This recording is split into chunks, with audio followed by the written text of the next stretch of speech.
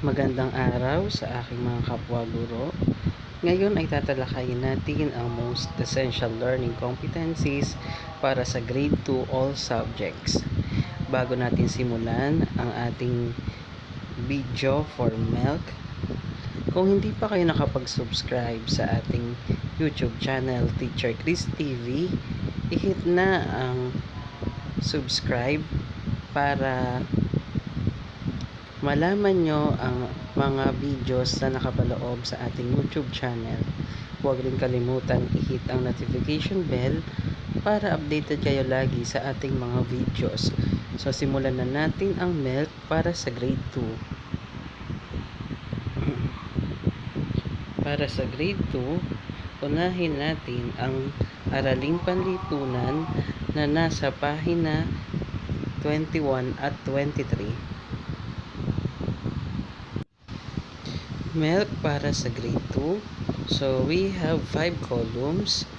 Meron tayong quarter, content standards, performance standards, most essential learning competencies, and duration. So, titingin lang tayo muna sa quarter at sa most essential learning competencies dahil yun ang ating pagtutuunan ng pansin dahil yun ang ituturo natin this school year.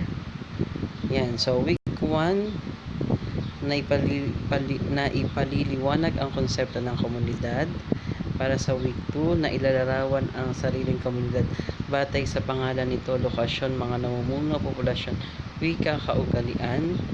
Na ipapaliwanag ang kahulugan ng komunidad. Natutukoy ang bumubuo sa komunidad. Para sa week 5, na iugnay ang tungkulin. Week 6, nakaguhit ng payak na mapa. Week 7, na ilalarawan ang panahon at kalamidad. At week 8 na isasagawa ang mga wastong gawain, pagkilos sa tahanan at paaralan. Para sa second quarter, week 1, nakapagsasalaysay ng pinagmulan ng sariling komunidad. Week 2, na ilalahad ang mga pagbabago sa sariling komunidad. Week 3, na iuugnay ang mga sagisag. Week 4, na ihahambing katangian ng sariling komunidad sa iba pang komunidad. Week 5, nakapagbibigay ng mga inisyatibo. Week 6, nakalalahok sa mga proyekto. Week 7, nabibigyan halaga ang pagkakakilanlan. Dumako tayo sa third quarter. Week 1, natatalakay ang mga pakinabang. Week 2, na ilalarawan ng kalagayan at suliraning pangkapaligiran. Week 3, na ipaliliwanag ang pananagutan ng bawat isa. Week 4, na ipabalik ang pansariling tungkulin. Week 5, natatalakay ang konsepto. Week 6, na iisa-isang mga katangian. Week 7, natutukoy ang mga namumuno at mga mamamayang nag-aambag sa kaunlaran ng kanal. Hanggang week 8, ang quarter 3, nakalalahok sa mga proyekto o mungkahi na nagpapaunlad sa kapakanan ng komunidad. Para sa fourth quarter, week 1 to week 2, na ipaliliwanag na ang bawat kasapi ng komunidad ay may karapatan. Week 3 hanggang week 4, na ipapaliwanag na ang mga karapatan tinatamasa ay may katumbas. Week 5 hanggang week 6, natatalakay ang mga paglilingkod, serbisyo ng mga kasapi. Week 7 hanggang week 8, napapahalaga ng pagtutulungan at pagkakais ng mga kasapi ng komunidad. Diyan nagtatapos ang MELC ng Araling Panlipunan. Dumako naman tayo sa ESP grade 2, nasa pahina 47 to 50. Simulan na natin. Sa unang markahan, week 1, isasakilos ang sariling kakayahan. Week 2, napapahalagahan ng saya o tuwan-dulot ng pagbabahagi anumang kakayahan o talent. Week 3, tungkol nakawagwakin ng kakayahan, labanan ng mga nambubuli. Week 4, magsasakilo sila ng paraan ng pagpapanatili ng kalinisan. Week 5 naman, magpapakita ng pagsunod sa mga tuntunin. Para sa ikalawang markahan, week 1, magpapakita ng pagkamagiliwin. Week 2, nakapagbabahagi ng sariling kalagayan. Week 3, paggamit ng magalang na pananalita. Week 4, magbabahagi ng gamit talento o kakayahan.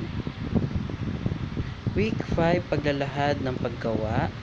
At para sa ikatlong markahan, week 1, pagpapakita ng paraan ng pagpapasalamat. Para sa week 2, natutukoy ng mga karapatan. Week 3, pagbabahagi ng pasasalamat. Week 4, pagbabahagi ng anumang programa sa paaralan. Week 5, pagtukoy sa iba't ibang paraan upang mapanatili ang kalinisan. Week 6, pagpapakita ng pagmahal sa kaayusan, kapayapaan. Dumako tayo sa ika-4 na markahan na nahati lang sa dalawa. Week 1, pagpapakita ng iba't ibang paraan ng pagpapasalamat sa mga biyaya na tanggap sa ating Panginoon. Week 2, pagpapakita ng pasasalamat sa kakayahan talino ang binigay sa atin ng Panginoon. Diyan nagtatapos ang MELC ng ESP. Dumako naman tayo sa English na nasa pahina 93 at 94. Ito ang MELC ng grade 2. So, wala siyang duration. So, kayang-kaya naman itong hati-hatiin per quarter. So, para sa quarter 1 ay mayroon tayong 5 MELC. Para sa quarter 2 naman, meron tayong 3. Ito yung give the beginning letter, recognize common action words, identify and discuss the elements. Para sa quarter 3 naman, ay napakadami nating MELC.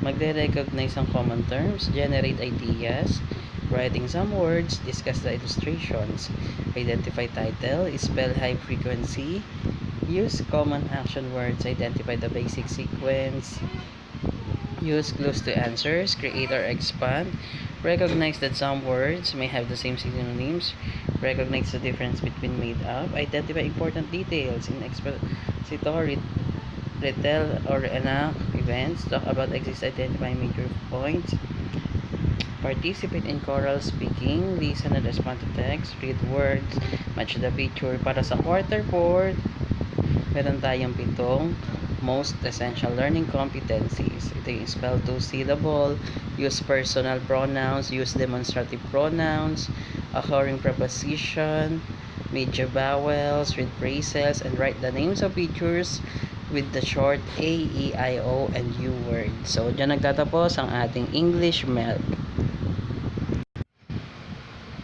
Dumako naman tayo sa Filipino na nasa pahina 107 hanggang 109. Alright, ang MELC para sa grade 2, Filipino. So, wala siyang duration. So, 2, 4, 6. May 7 MELC ang grade 2 Filipino. Ayan, paggamit ng kaalaman, ng kaalaman o karanasan, paggamit ng magagalang pananalita, nasasabi ang mensahe, nakasasagot sa mga tanong tungkol sa nabasang kwentong kathang isip, nakasulat na panutong may 1 to 2 at 3 to 4 na hakbang, ng pagyayaman ng talasalitaan, nakasulat ng pariral at pangungusap. Para sa second quarter, meron tayong 9 na MELC. Nagagamit ang personal na karanasan, nabibigawas ng wasto ang tunog, nakakasulat ng kabit-kabit na paraan na ibibigay sunod-sunod na mangyayari, naiglarawan ng mga elemento at bahagi ng kwento, nababasa ang mga salita, naisasalaysay muli ang binasang teksto, nakakasulat ng talata at liham. Yan, so dyan nagtatapos sa second quarter. Para sa third quarter, nagagamit ng wasto ang pangalan, nagagamit ng pangalan ng tama, nagagamit ng mga salitang pamalit sa ngalan ng tao, na pag-uog sanhi at bunga, tauhan sa napakinggang teksto, sariling ideya o damdamin, pag-ugnay sa sariling karanasan sa nabasang teksto, naiuulat ng pasalita ang naobsa na pangyayari, nababaybay ng wasto ang mga salita, nakapagbibigay ng mga salitang magkatugma at nakapaglalarawan ng mga bagay, tao, pangyayari at lugar. Para sa fourth quarter, nababantig ang mas mahabang salita, nababasa ang mga salita madalas na makita, nagagamit ang mga salitang hilos, nabibigyang kahulugan ng mga salita, nasasabi ang paraan, panahon at lugar, nagagamit ng wasto ang mga pang-ukol, na isusulat ng wasto ang mga diniktang mga salita, nabubuo ng wasto at payak na pangungusap, na ibibigay ang mga sumusuportang kaisipan. Diyan nagtatapos ang Filipino MELC. Dumako naman tayo sa mathematics na nasa pahina 147 hanggang 151. Mathematics MELC for grade 2. So week 1, ayan, visualizes and represents number. Week 2, counts number by tens, 50s, 100. Week 3, visualizes right-t digits. Week 4, identifies with ordinal numbers. Week 5, counts the value of set of bills. Week 6, illustrate the properties of addition. 7 to 8, adds mentally. Week 9, solves routine and non-routine problems. For quarter 2, week 1, visualizes, represents, subtract 2 to 3 digits numbers. Week 2, subtracts mentally. Week 3, solves routine and non-routine problems. Week 4, performs orders of operations. Week 5, solves multi-step routine and non-routine problems. Week 6, illustrates and writes a related equation for each type of multiplication. Week 7, illustrate the following properties of multiplication. Week 8, visualizes multiplication of numbers 1 to 10, 2, 3, 4, 5 hanggang 10. Week 9, solves routine and non-routine problems. For quarter 3, week 1, visualizes and represents division. Week 2, division of numbers. Week 3, divides mentally numbers. Week 4, solves routine and non-routine problems. Week 5 to 6, visualizes, represents, and identifies unit fractions. Week 7, compares similar fractions using relation symbols.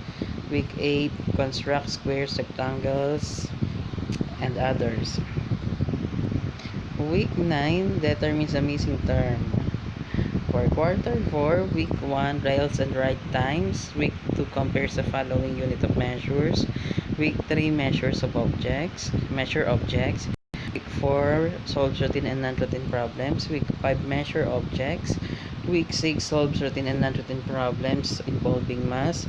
Week 7, finds the area. Week 8, solves routine and non-routine involving figure using square tiles.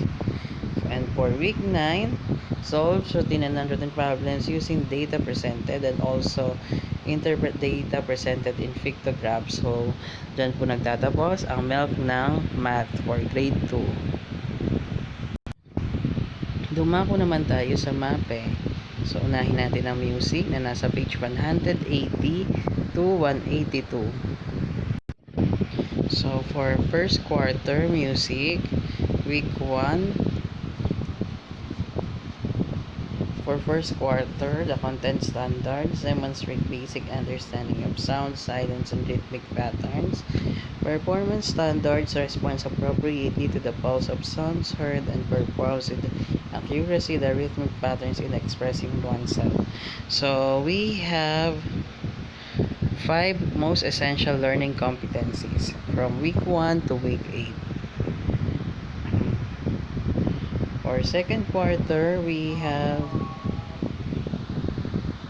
7 most essential learning. Identifies the pitch, respond to ranges, sings children's songs, demonstrate melodic contour, demonstrate the beginning, ending, identifies music lines, creates melodic or rhythmic introduction. For third quarter,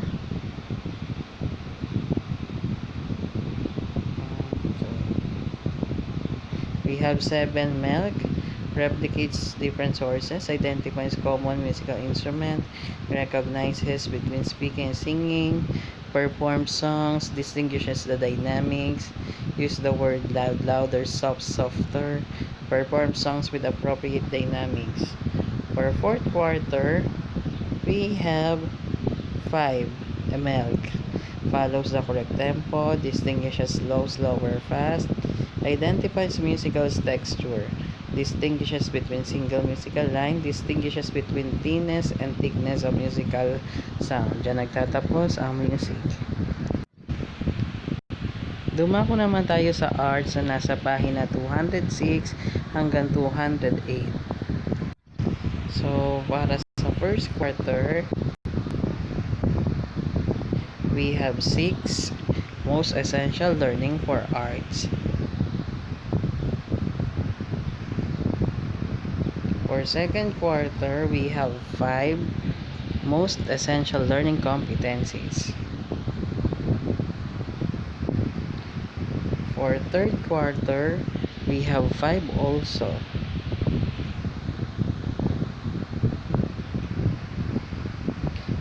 And for the fourth quarter, 5 also. So, dyan nagtatapos ang MELC ng Arts for Grade 2. Dumako naman tayo sa PE na nasa 242 hanggang 244. Alright, sa PE, merong 4 na MELC for first quarter. Creates body shape, demonstrate momentary stillness, demonstrate movement skills, engage in fun and enjoyable physical activities. Para sa second quarter, may 5 tayo. Describe movements, moves in, demonstrate movement skills, fun and enjoyable physical activities, maintains correct posture and body mechanics. For third quarter, we have 3 moves at slow, slower, slowest, demonstrate movement skills, engage in fun, enjoyable physical activities. For fourth quarter, we have 4 moves individually with partner and group with ribbon, hoops, balls, and any available indigenous improvised material. So, yung tatlo naman ay pwede sa ibang already embedded in other learning competencies. Diyan nagtatapos ang ating physical education for grade 2. Para naman po sa health, nasa pahina 264 hanggang 265. So, for first quarter, we have 4 MELC for health. States that children have the right, discuss the important function, considers food pyramid decision making. For second quarter, we have 3 MELC, describe ways of caring for the eyes, ears, nose, hair, and skin in order to avoid common childhood health conditions. Week 5 to week 6, describe ways of caring for the mouth. Week 7, display self-management skills. For third quarter, week 1 to week 2, healthy habits of the family. Week 3 to 4, good family health habits and practices. Week 5, benefits of health expression. Week 6, express positive feelings. 7 to 8, demonstrate positive ways of expressing negative feelings and displays respect for the feelings of others. For fourth quarter, week 1 discusses rights and responsibilities, identifies hazardous areas at home, hazardous household products, warning labels, rules for the safe use of household chemicals, and rules for home safety, safe and unsafe practices, conditions in the school. Lastly, practices safety rules during school activities. So, dyan po nagtatapos ang health para sa grade 2. Para sa grade 2, mother tongue, nasa pahina